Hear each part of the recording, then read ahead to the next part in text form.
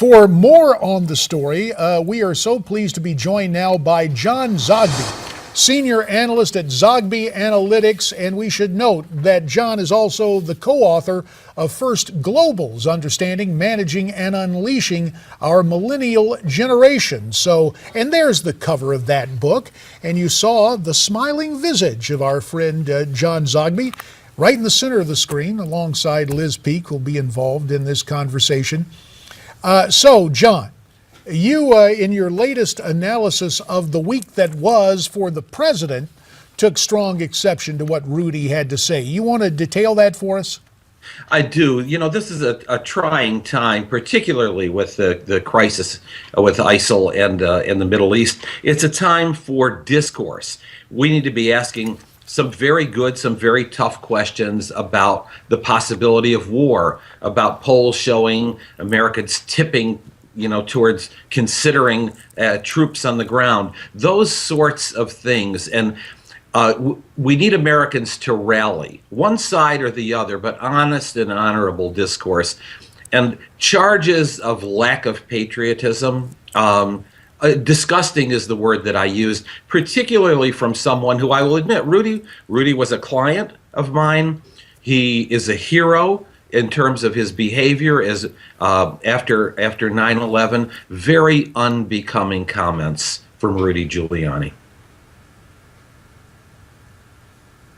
Well, in that situation, John, I guess here's the point I want to make. Weekly, you do this assessment, and I don't know how much of it is polling and punditry. But really to say, and we're going to jack up the Obama grade in protest of what Rudy said? I mean, what's the thinking behind that? To prevent others from going over the top in their criticism, or as I put in my report card, which appears in the Washington Secrets column of the Washington Examiner every Saturday, the comments, I think, were under the bottom. They just don't help the discourse. And actually, as you noted with Liz from the very beginning, there's some blowback that backfired, which enhances the president's position. As I note in my column as well, president's numbers stayed at about 46 this week. Some polls, Gallup and Rasmussen have them at 47, others have them at 45. But there was nothing this week that caused the president's numbers to go down. John, do you think that maybe some of the attention being paid to these remarks by Rudy Giuliani is because an awful lot of people are thinking the same thing, but no one has really come out and said it? That his very tepid and sort of lead from behind approach to the ISIS threat has been so underwhelming as to make people think that he is almost sympathetic with the Muslims as opposed to Americans? I ask this honestly because, Manchurian Candidate is something that's being whispered about these days, and I think it's very dangerous for the president, and I agree with you, it's very dangerous for the country. No one wants to challenge our commander-in-chief's loyalties, but I don't think Rudy Giuliani is the only person thinking these things. Oh, no, Liz, absolutely. He is not the only person thinking those. Perhaps half the country, although, maybe not as direct, but certainly substantial numbers of Americans feel that way. The problem is twofold. One is it doesn't help the discourse. Secondly, it's coming from a bona fide hero, Rudy Giuliani, who actually, at a time of crisis, I'm not going to say we throw all criticism out the window, of course not, but to challenge the man who's been elected twice, whether you like him or you don't, to challenge a man who's been elected twice by majority. It's one thing to say the president's tepid, another thing to say leading from behind, but to say John, we're running out of time, so hold on to that thought, because we want to talk to you about other things, including ISIS. But this part of the conversation is pretty enthralling. We'll come back, the controversial comments from Rudy, the response, both polling and punditry and evaluation from John Zogby. Liz Peek stays in too. We'll continue the conversation next on America's Forum. And I believe he's in Ithaca, New York, somewhere where it's snowing. John Zogby, the senior analyst for Zogby Analytics. Is it Ithaca or Utica, John? I want to make sure I get it right. It's what? It's Utica, and it's still cold. And that's Isn't why that the one where they have the Visitors Bureau right now, has a website telling everyone to come here to Florida?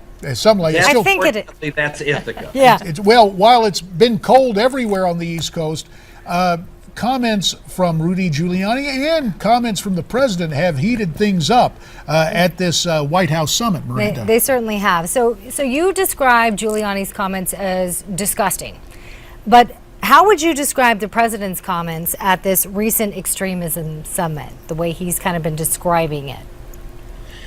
Well, let's look at it this way. And as you know, I've polled extensively in the Middle East. If we're looking, we as a nation, at building a grand coalition to combat ISIS, and that coalition has got to be centered on leading Islamic nations like Saudi Arabia and the Emirates and Egypt and Turkey and so on, it is not a time for the President of the United States to be suggesting that the problem is Islam.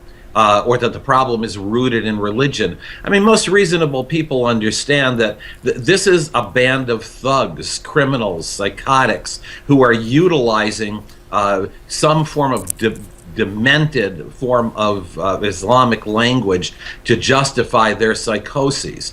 And so it's not the time for him to be alienating the very allies of those major nations that we're going to need actually to take the lead in the region to combat ISIL. But John, considering the very aggressive response from Jordan, Egypt, and now Turkey, who has agreed to help us arm Syrian rebels, don't you think they may be slightly underwhelmed by the President of the United States talking about job training programs? Well, you know what? That is all part of the debate that we should be having, and not the name calling that we currently have. That's number one. But number two, just over the last 20 years or so, we have to ask the question about support. What kind of support is it? Are we calling for massive ground invasion? Are we calling for a massive bombing campaign? Are we talking about committing American troops in some form or another? Does that make things better? Could it possibly make things worse? Now look, Liz, JD, I don't have the answers to that, but those are the reasonable kinds of questions that we have to ask ourselves. Things did not go famously in Iraq and in Afghanistan over the last decade or so. No, they did not, but it is worth noting that a president of the United States is president of the United States. Richard Neustadt wrote the book Presidential Power, where he correctly noted that our president is both our ceremonial head of state in terms of that head of state job, the chief executive, and the commander-in-chief. So doesn't it make more sense to prioritize, even in an interfaith vein, that Muslims and Christians and Jews and Buddhists and Hindus and Yazidis should unite to remove this scourge and make that the priority rather than offer utopian pablum? Well, I'm here as a pollster and a pundit, and I'm not here as a deputy to this administration or a Republican administration. But the observation is, he did call a summit. He did gather representatives from other nations, persuading the American people of the need to get involved in another major crisis after he was elected and re-elected with the promise of removing the American presence. These are complicated issues, and frankly, I think he gets pretty decent marks for being diplomatic and being gingerly at a time when it required that, and it didn't require, I think, over-the-top rhetoric. I don't think it takes polling to say that speaking gingerly or speaking softly or speaking with great empathy is really necessary when we've had Americans beheaded. John, I don't think you can cop a plea for that kind of, quote, delicate ginger speech, but go ahead. 30 seconds. Look, I'm not copying a plea. All I'm suggesting is that complicated list of questions that I posed a few minutes ago are really the questions that we should be engaged in now. Can we make a difference? What form of our activity makes the biggest difference? Is it troops on the ground? What's the strategy? How long will it take? How do we get out?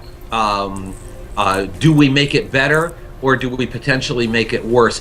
Do we lead up front, or do we lead from behind? Is this our war to lead, or is this the It's an regional international powers? threat, but I tell you, John Zogby used to come advise me in Congress on the Ways and Means Committee. The book is First Globals, Understanding, Managing, and Unleashing Our Millennial Generation. Maybe it's a generational thing.